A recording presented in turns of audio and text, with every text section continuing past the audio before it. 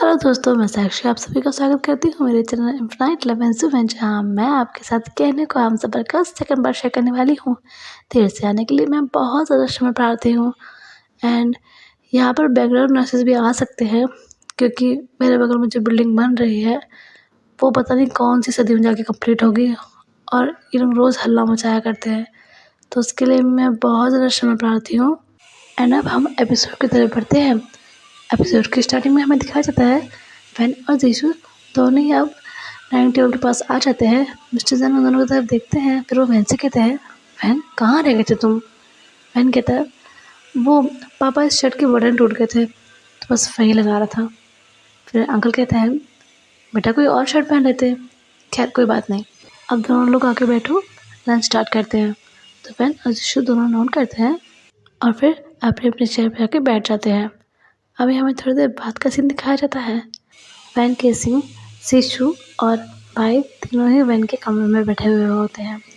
अभी वैन फिर से जीशु से कहता है, जीशु आई एम सो सॉरी सुबह के लिए, आई एम वेरी सॉरी।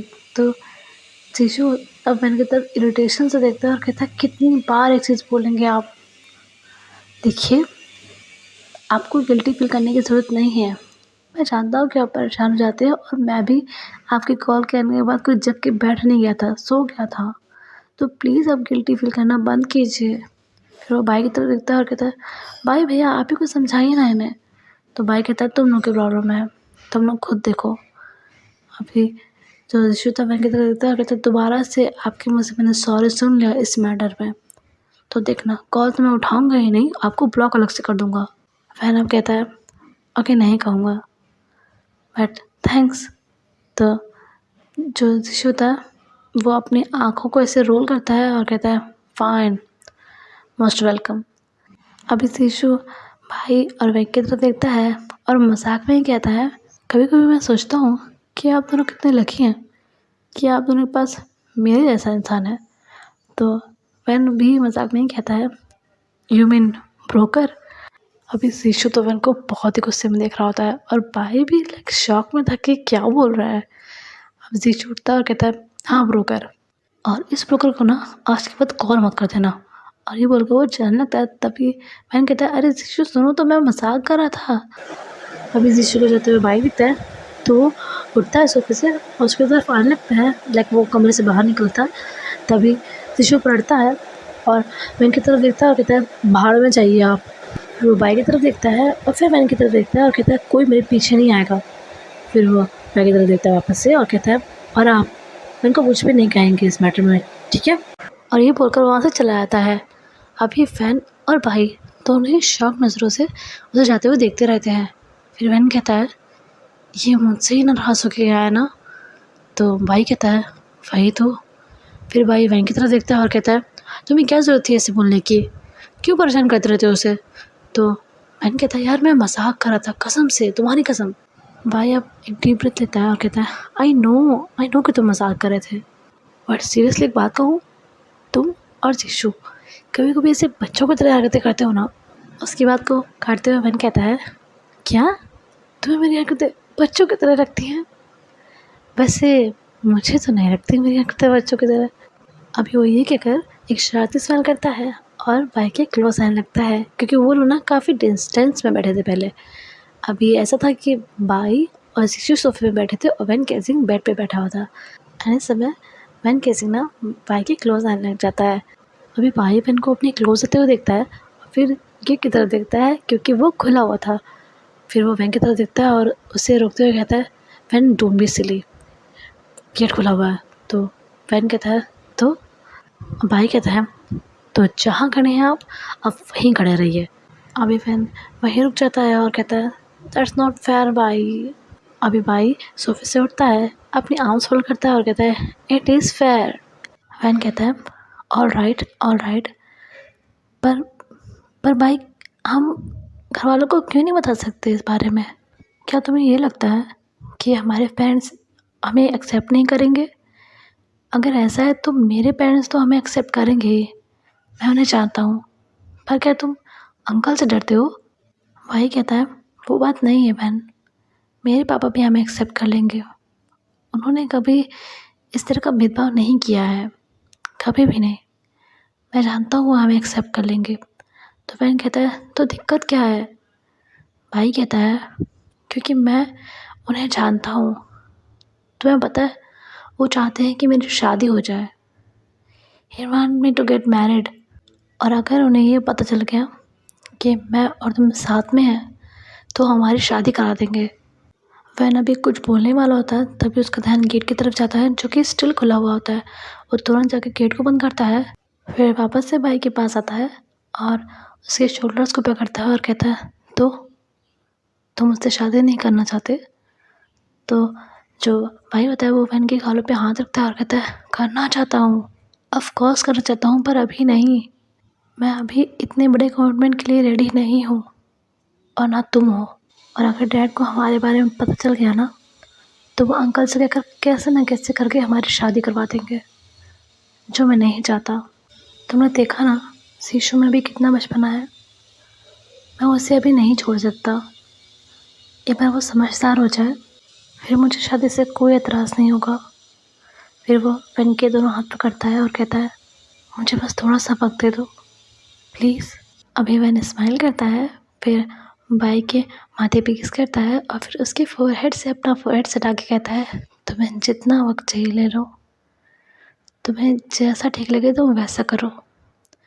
हम घर वालों को तभी बताएंगे जब तुम चाहोगे। शादी भी हम तभी करेंगे जब तुम्हारी मर्ज़ी होगी। इस रिश्ते में मुझसे पहले तुम्हारी मर्ज़ी मायने रखती है। अभी भाई वैन को हक कर लेता है और फिर वैन भी उसे हक करता है। अभी हमें थोड़ी देर बाद का सीन दिखाया जाता है कि हसन, शिशु और भाई अपने घर जा रहे होते हैं और वैन केसिंग और उसकी फैमिली उन्हें सी ऑफ करने आए होते हैं।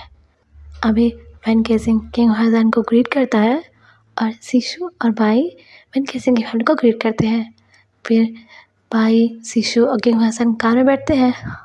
लाइक सीन ऐसा था कि किंग हसन और भाई आगे बैठे हुए थे, लाइक भाई ड्राइव कर रहा था और अंकल फ्रंट सीट पे बैठे हुए थे और शिशु पीछे बैठा हुआ था। अभी मिस्टर मिसेस जैंग क्यों है जैन शिशु और भाई को वेव कर रहे होते हैं बाय वाली। वैन भी भाई को बाय वाली वेव करता है और जब शिशु की तरफ वो देखता है तो अपने हाथ जोड़ता है और शिशु को अपने लिपसिंग से ही कहता है सॉरी और शिशु समझ जाता है, वो हंसने लगता है। फिर वो वैन को बाय वाला वेव करता है और वैन भी उसे बाय वाला वेव करता है। अभी वो लोग वहाँ से चले जाते हैं एंड हमें रात का सीन दिखाया जाता है और फिलहाल यहाँ से हमारा सीन शिफ्ट हो रहा है, लाइक इस जगह से हमारा सीन शिफ्ट हो रहा है। हमें अब्रॉड में वुशी को दिखाया जाता है जो कि क्लब में बैठा हुआ होता है और वो ना भी बहुत बोर हो रहा होता है वहाँ पे। लाइक वो ऐसे ही यहाँ पे आ गया था क्योंकि उसका काम अब ख़त्म हो गया था, उसे दूसरे दिन यहाँ से जाना था अपने शहर अपनी फैमिली के पास। तो वो ऐसे ही आ गया था यहाँ पे, पर अब वो यहाँ पे बहुत ही ज़्यादा बोर हो रहा था। ना यहाँ का म्यूज़िक उसे अच्छा लग रहा था और ना ही यहाँ का एनवायरनमेंट। अभी वो ऐसे ही शांत बैठा हुआ होता है तभी उसकी नज़र एक लड़के पे जाती है जो कि वहाँ पर बैठा हुआ होता है पर अपने कान में ईयरफोन्स लगाए हुए होता है। लाइक उसे भी यहाँ का म्यूज़िक पसंद नहीं आ रहा होता है। वो चुपचाप बस बैठा हुआ होता है और अपने पास एक डायरी रखे हुआ होता है जिसमें वो कुछ लिख रहा होता है। वो लड़का बहुत ही ज़्यादा खूबसूरत था और जिस तरह से अपने कानों में ईयरफोन्स लगाए, अपने मुंह में पेन दबाए, वो कुछ सोच सोच कर डायरी में कुछ लिख रहा था। ये चीज़ काफ़ी आई स्केचिंग लग रही थी खुशी को। उसे ये करते हुए वो लड़का बहुत ही ज़्यादा अट्रैक्टिव लग रहा था। खुशी तो बस उसे ही देखे जा रहा होता है। अभी खुशी देखता है कि उस लड़के के पास एक आदमी आता है, पर वो लड़का ये चीज़ बिल्कुल भी नोटिस नहीं किए होता है और अपना काम कर रहा होता है, लाइक डायरी में अभी भी कुछ लिख रहा होता है। तभी वो आदमी उस लड़के के शोल्डर पे 2 बार टैप करता है तो उस लड़के का ध्यान उधर जाता है। उस इंसान की तरफ देखता है फिर एकदम से उठ के खड़ा हो जाता है और उन्हें ग्रीट करता है और कहता है हेलो रॉबिन सर। अभी जो आदमी था उसका नाम रॉबिन था। अभी वो कहता है हेलो युवान। अब ये अट्रैक्टिव पर्सन हमारा युवान है, चिन्मय युवान। अभी युवान कहता है कैसे हैं आप सर? तो रॉबिन कहता है बहुत अच्छा हूँ, तुम्हें देखकर बहुत खुशी हुई मुझे। अभी युवान कहता है मुझे भी। अभी रॉबिन युवान की तरफ देखता है और फिर उसके पास खाली पड़ी सीट की तरफ देखता है और कहता है अगर तुम्हें बुरा न लगे तो तुम्हारे पास यहाँ बैठ जाऊँ?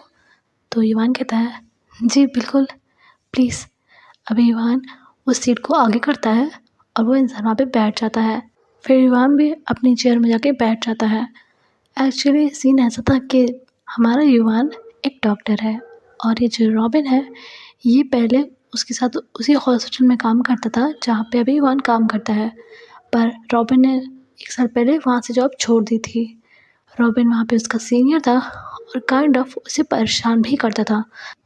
लाइक सेक्सुअली नहीं, पर कुछ लोग होते हैं ना जो बस अपने में ही रहते हैं और सोचते हैं बाकी सब तो उनके नौकर लगे हुए हैं। तो ये वैसे था। मतलब युवान इनके अंडर में ही काम करता था, वो सीनियर था उसका, तो वो युवान को बहुत परेशान करता था।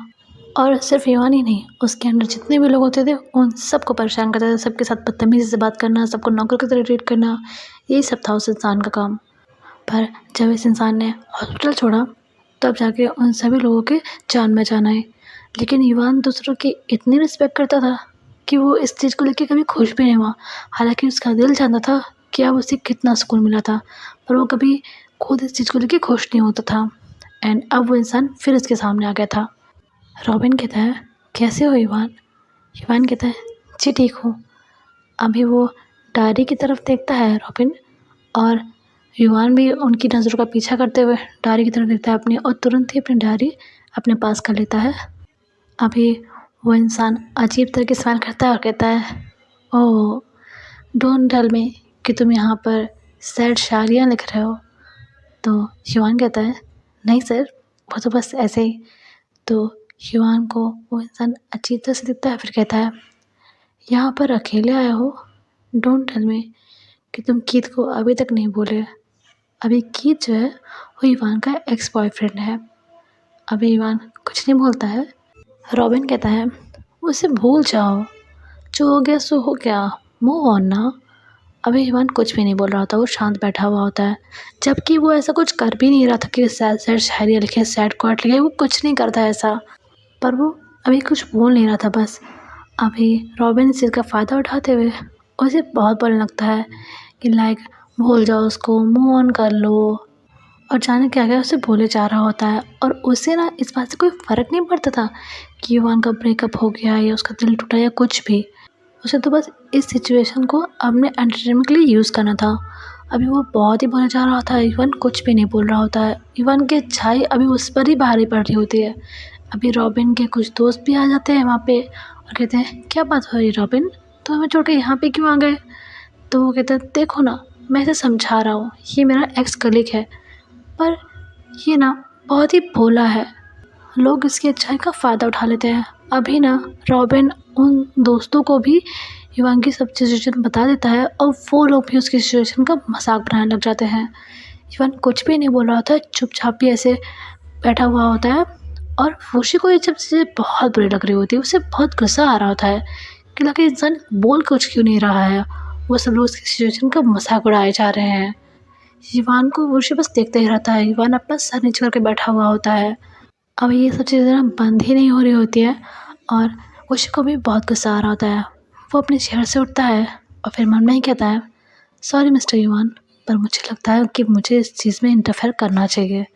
अगर 1 मिनट और मैंने इन लोगों को सुन लिया तो शायद आज मुझसे कुछ गलत हो जाएगा। अभी वो तेज़ कदमों से युवान की तरफ जाता है और फिर युवान का हाथ पकड़ता है, जिससे युवान उसकी तरफ देखता है। फिर वुशी कहता है, मुझे वहाँ पर अकेला छोड़ के कहाँ चले गए थे तुम बेबी? अभी ये सुनकर युवान और वो सभी लोग वुशी की तरफ हैरत से देखते हैं। अभी युवान तो बस वुशी को देखे ही जा रहा होता है और वुशी कहता है, ऐसे क्या दिख रहे हो मुझे? क्या दिख रहे हो? मैं ज़रा मम्मी से बात करने के गया, तुम तो यहाँ चले आए, और ये लोग कौन है? अभी युवान तो उठ के ही खड़ा हो जाता है और वो सभी लोग भी उठ के खड़े हो जाते हैं और वुशी को देखने लग जाते हैं। फिर वुशी कहता है, मैं कुछ पूछ रहा हूँ युवान, कौन है ये लोग? मुझसे ज़्यादा इम्पोर्टेंट है ये कि तुम मुझे वहाँ छोड़कर इनसे बात करने चले आए? अभी युवान बस उसे देखे ही जा रहा होता है। अभी युवान की तरफ रॉबिन देखता है और कहता है, युवान तुमने बताया नहीं कि तुम्हारा बॉयफ्रेंड है? अभी युवान उनकी तरफ देखता है, फिर वुशी की तरफ देखता है।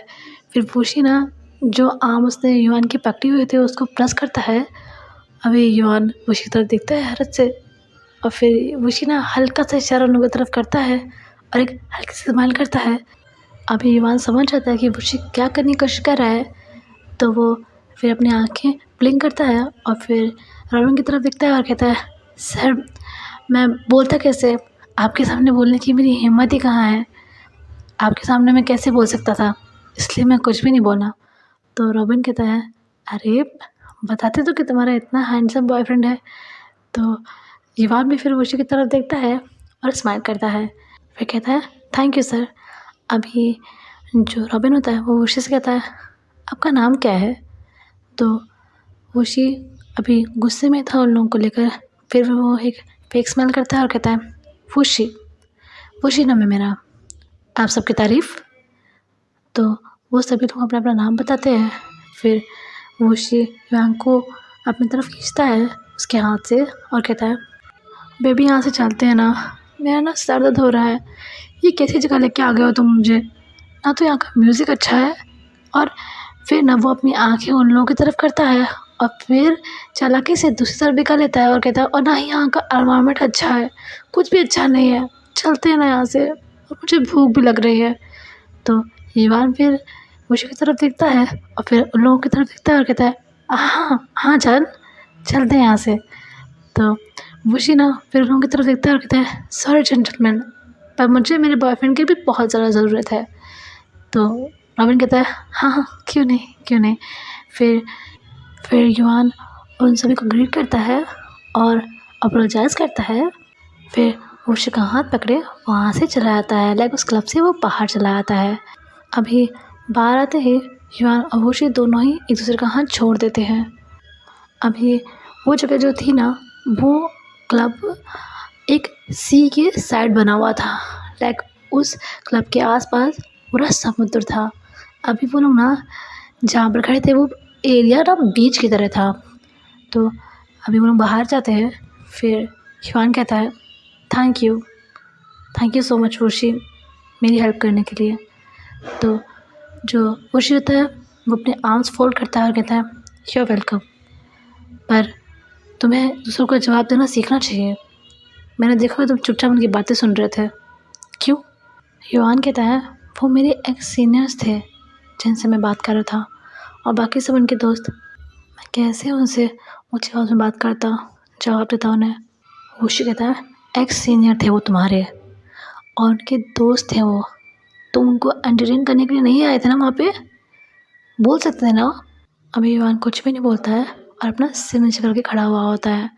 वुशी कहता है, युवान, ज़माना बहुत बदल चुका है, अब आप यहाँ पर श्रीराम बन के नहीं रह सकते, ये दुनिया बहुत ही ज़्यादा बुरी है। दूसरों की लाइफ के दुख दर्द को ना लोग आजकल अपने एंटरटेनमेंट का साधन समझते हैं, और ऐसे में अगर तुम इस तरह सादे इंसान बन के रहोगे तो लोग तुम्हारा हमेशा इस्तेमाल करेंगे। इज़्ज़त सिर्फ उसे दो जो उसके लायक हो, समझे? अभी युवान होता है वो स्टिल कुछ नहीं बोलता है। फिर वो शिव कहता है, आई एम सॉरी, मुझे तुम्हें इतना सब कुछ नहीं बोलना चाहिए था, ये तुम्हारी लाइफ है, इसे तुम्हें जैसे जीना है वैसे जियो, सॉरी। एंड ये बोलकर वो जाने लगता है, तभी युवान उसके सामने आता है और कहता है, I am sorry, I am very sorry, मेरी वजह से तुम्हारा मूड ख़राब हो गया। तो वो फिर अपनी आई रोल्स करता है और कहता है, तुम्हारी वजह से नहीं, तुम्हारे सीनियर और उनके दोस्त की वजह से। युवान कहता है, कारण तो मैं ही था ना। वो शिव एक डीप ब्रेथ लेता है और कहता है, फाइन, इट्स ओके। और ये कहकर वो फिर आगे जाने लगता है। तभी युवान उसके पास आता है और कहता है, हे लिसन। तो युवान को वो देखता है और कहता है, व्हाट? तो युवान कहता है, अब मेरी वजह से तुम्हारा मूड ख़राब हुआ है और तुमने मेरी हेल्प भी की है, तो मुझे कंपनसेट करने का और थैंक्स बोलने का एक मौका तो दो। अभी जो वुशी होता है वो युवान को देखकर एक ईविल वाली स्माइल करता है और कहता है, तो कैसे करोगे कंपनसेट? अभी युवान जो वुशी को देखता है वो भी स्माइल करता है कि वो समझ जाता है कि वो क्या कहने की कोशिश कर रहा है। तो कहता है, तुम बताओ कैसा कंपनसेशन चाहिए तुम्हें? अभी वुशी जो होता है वो अब हल्के से हंसता है और कहता है, यहाँ पर कोई अच्छा सा वेज रेस्टोरेंट है तो बताओ, मुझे वहाँ जाना है। युवान कहता है ओके, मैं तुम्हें वहाँ पर लेके चलूँगा और ट्रीट मेरी तरफ से। युवान को शी देखता है और कहता है नो थैंक्स, तुम इतना कर दो मेरे लिए बहुत है। तो युवान कहता है नहीं, तुमने मेरी हेल्प की है तो इतना तो मैं तुम्हारे लिए कर ही सकता हूँ, और मुझे सच में खुशी होगी अगर मैं तुम्हारे साथ एक बार डिनर कर सकूँ तो जो वो होता है वो सवाल करता है और कहता है ओके फाइन। अब युवान 2 कदम पीछे हटता है क्योंकि वो ना ओशी को रोकने के लिए उसके पास ही आके खड़ा हो गया था। जब वो आगे जा रहा था तो वो एकदम से ही उसके पास आके खड़ा हो गया था, तो वो थोड़ा पीछे हटता है और अपना हाथ आगे करता है और कहता है by the way I am युवान, डॉक्टर चिन्मय युवान। अभी वो ओशी उसे देखता है, फिर उसके हाथ की तरफ देखता है और फिर उससे हैंडशेक करता है और कहता है मेरा इंट्रोडक्शन तो मैं वहाँ ही दे चुका था, फिर भी दोबारा से नाम बता देता हूँ, आई एम वोशी। तो युवान स्माइल करता है और कहता है अच्छा नाम है, याद करने में बहुत ही आसान रहेगा। तो युवान को वोशी देखता है और कहता है तुम्हारा नाम भी बहुत ही ज़्यादा अट्रैक्टिव है, तुम्हारी तरह। अभी युवान हल्के से स्माइल करता है, अपनी ना आँखें से हल्के से नीचे करता है। अभी वोशी उसे देखता है और कहता है don't tell me you are blushing. Yuvan उसकी बात सुन के हंसता है, फिर कहता है नहीं ऐसा कुछ भी नहीं है। वेल चले? तो वोशी कहता है हाँ। अभी वोशी वहाँ पर कोई कार वार लेकर नहीं आया था, तो युवान की कार में ही वो उस रेस्टोरेंट पर जाते हैं। अभी वो दोनों ही रेस्टोरेंट पहुँच जाते हैं। वो रेस्टोरेंट बहुत ही सुंदर होता है और प्योर वेज होता है।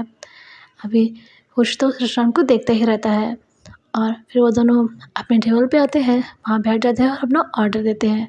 फिर युवान कहता है वैसे वोशी आप यहीं के हो या फिर कोई टूरिस्ट है? तो वोशी कहता है ना तो मैं यहाँ का हूँ और ना ही कोई टूरिस्ट हूँ। तो युवान कहता है मतलब? तो वोशी कहता है काम के सिलसिले में यहाँ पे आया था, एक बिज़नेस कॉन्फ्रेंस थी, सो फिज़िकली आया था। आज काम ख़त्म हो गया, कल रात की फ़्लाइट से वापस जा रहा हूँ। अभी उसकी बात सुनकर युवान नोट करता है, फिर वो वोशी की तरफ देखता है और एक स्माइल करता है, फिर कहता है तो वोशी इसका मतलब कि ये हमारी पहली और आखिरी मुलाकात भी हो सकती है। अभी वोशी ऑकवर्ड से स्माइल करता है और कहता है वेल यस। अभी युवान कहता है ऑलराइट, वैसे तुमसे मिलके बहुत अच्छा लगा वोशी, तुम बहुत अच्छे इंसान हो। अभी जो वोशी होता है वो स्माइल करता है और कहता है थैंक यू, मुझे भी तुमसे मिलकर बहुत अच्छा लगा एंड वहाँ पर उन लोगों के चेहरे देखकर बहुत अच्छा लगा। तो युवान कहता है मतलब? वोशी कहता है जब मैंने उनसे कहा कि तुम मेरे बॉयफ्रेंड हो तो उन सबके चेहरे देखने चाहिए थे तुम्हें, मुझे तो बहुत मज़ा आया। और उनके चेहरे ना ऐसे बने हुए थे, और बने भी क्यों ना, मैंने उनका एंटरटेनमेंट जो छीन लिया था। अभी ये सुनकर युवान भी हंसने लग जाता है और वोशी भी हंसने लग जाता है। अभी थोड़ी देर में उनका खाना आ जाता है और वो दोनों अपना अपना खाना खाने लग जाते हैं। अभी हमें थोड़ी देर बाद का सीन दिखाया जाता है। युवान और वोशी दोनों ही उस रेस्टोरेंट के बाहर खड़े हुए होते हैं। युवान कहता है मैं तुम्हें छोड़ देता हूँ ना तुम्हारे होटल तक। वोशी कहता है नो थैंक्स, मैं खुद चला जाऊँगा। अभी वोशी अपने फ़ोन से कैब बुलाने लग जाता है। फिर वो युवान की तरफ देखता है और कहता है अरे तुम चले जाओ, मैं चला जाऊँगा। तो युवान कहता है पहले तुम यहाँ से जाओ फिर मैं चला जाऊँगा, ठीक है? तो वोशी भी स्माइल करता है और फिर नोट करता है। अब थोड़ी देर बाद वोशी की कैब आ जाती है। फिर वोशी कैब की तरफ बढ़ता है, फिर युवान की तरफ देखता है और कहता है नाइस टू मीट यू, बहुत अच्छा लगा तुमसे मिलकर। युवान भी फिर कहता है मुझे भी बहुत अच्छा लगा। फिर वोशी अपना हाथ आगे बढ़ाता है, युवान उसके आगे तरफ देखता है और फिर उससे हैंडशेक करता है। वोशी कहता है किस्मत रही तो फिर मिलेंगे। फिर युवान कहता है ज़रूर। अभी वोशी उस कैब में बैठ जाता है और वहाँ से चला जाता है। अभी युवान भी वहाँ से चला जाता है। अब हमें यहाँ से सीन वापस से शिफ्ट करके दिखाया जाता है। अभी हमें शिशु को दिखाया जाता है जो कि ये भाई के रूम में आया होता है क्योंकि उसका ईयरफोन काम नहीं कर रहा होता, तो ये भाई का ईयरफोन लेने आया हुआ होता है। अभी वो देखता है कि वो रूम में नहीं है और बाथरूम का गेट लॉक था और शावर की आवाज़ आ रही थी। वो समझ जाता है कि उसके ये भाई भैया अभी नहा रहे हैं। अभी वो रूम से जाने ही लगता है, तभी ये भाई को फ़ोन बजता है। अभी वो फ़ोन की तरफ देखता है तो वहाँ पर फैन लिखा हुआ होता है। अभी जीशु उस कॉल को इग्नोर करके वहाँ से जाने लगता है। अभी फ़ोन बजते-बजते कट जाता है और उसके बाद से दोबारा से फ़ोन बजने लग जाता है, लाइक फैन दोबारा से ही कॉल करता है। अभी जीशु वहाँ से जा ही रहा होता है, लेकिन उसके जाते-जाते ही उसके कान में आवाज़ तो आ ही रही थी, गेट खुला था। 3 बार फैन के कॉल आ गए होते हैं। अभी जीशु परेशान हो जाता है। वो वापस से हिबाई के रूम की तरफ देखता है और मम्मी कहता है, पिक ही कर लेता हूँ कॉल, फैन तो परेशान हो जाएँगे। अभी वो उसके रूम में जाता है, भाई के फ़ोन उठाता है और वो फ़ोन उठा के कुछ बोलता है उससे पहले ही वैन कहता है, हे स्वीटहार्ट, क्या कर रहे हो? अभी जीशु जो होता है एक अजीब सा फेस बनाता है, अपनी आँखें रोल करता है और कहता है, स्वीटहार्ट नहीं, स्वीटहार्ट का भाई बोल रहा हूँ। अभी वैन जीशु की बात सुनता है तो अपना सर ही पीट लेता है और कहता है, जीशु तुम। अभी उसे ना बहुत ज़्यादा एम्बैरेसमेंट हो रही होती है, तो जीशु कहता है, जी, अभी आपको डिसअपॉइंट करने के लिए मैं माफ़ी चाहता हूँ, पर भाई भैया अभी नहा रहे हैं और उनका फ़ोन यहाँ पे रखा हुआ था, बज रहा था इसलिए मैंने उठा लिया। तो वैन कहता है, नहीं नहीं कोई बात नहीं। जीशु कहता है, आप थोड़ी देर बाद कॉल कर लीजिएगा, अभी वो नहाने गए हैं, थोड़ी देर बाद जब आएँगे तो आपका कॉल रिसीव कर लेंगे। अभी वैन कहता है, तुम अब भी मुझसे गुस्सा हो? तो जीशु स्माइल करता है और कहता है, नहीं, वो इतनी बड़ी बात भी नहीं थी कि मैं आपसे गुस्सा होकर बैठ जाऊँ। अभी वैन स्माइल करता है और कहता है, वैसे जीशु, अगर तुम मुझसे नाराज़ थे दोपहर में, तो फिर तुमने भाई से ये क्यों कहा कि वो मुझ पे गुस्सा ना करे?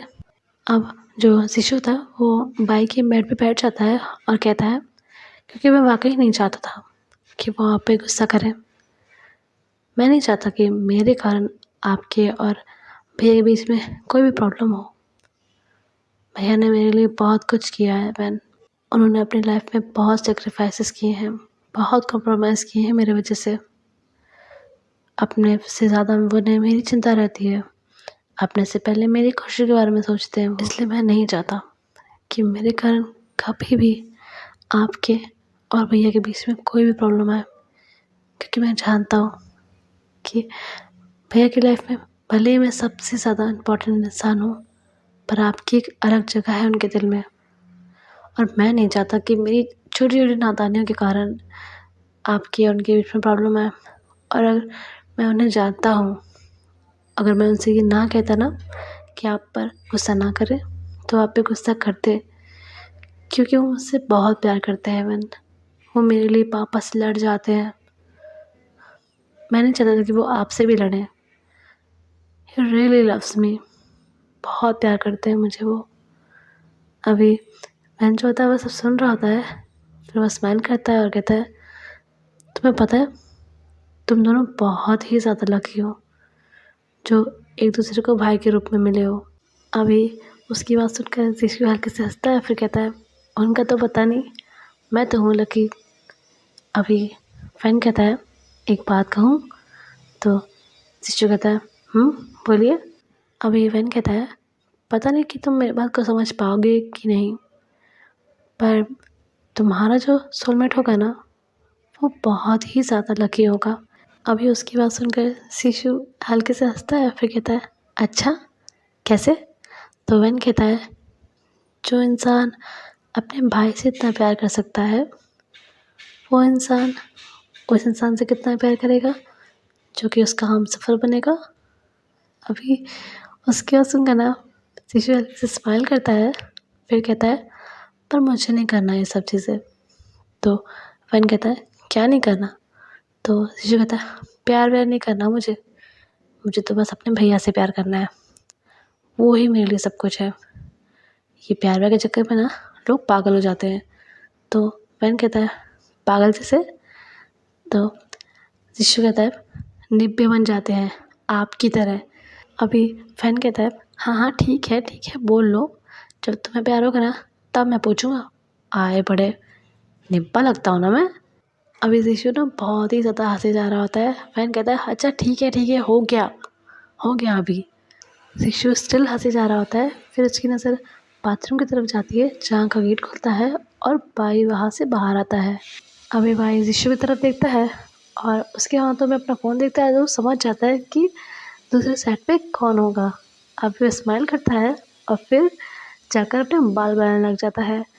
अभी शीशु कहता है बाय भैया, तो भाई उसकी तरफ देखता है कहता है हाँ। शीशु बेड से उठता है और ड्रेसिंग टेबल के पास आता है और जो फ़ोन होता है वो भाई को देता है और कहता है लीजिए आपके मजनू का फ़ोन है और मुझे एयरफोन्स दीजिए अपने, मुझे जाना है। अभी वो जो भाई होता है वो ड्रेसिंग टेबल पे रखे अपने एयरफोन्स से देखता है और शीशु फिर वहाँ से चला आता है। अभी भाई कॉल पिक करता है और कहता है हेलो। आप बहन कहता है हाय कितनी अच्छी आवाज़ है तुम्हारी। अभी भाई कहता है इतनी रात तक जग रहे हो, सोना नहीं है?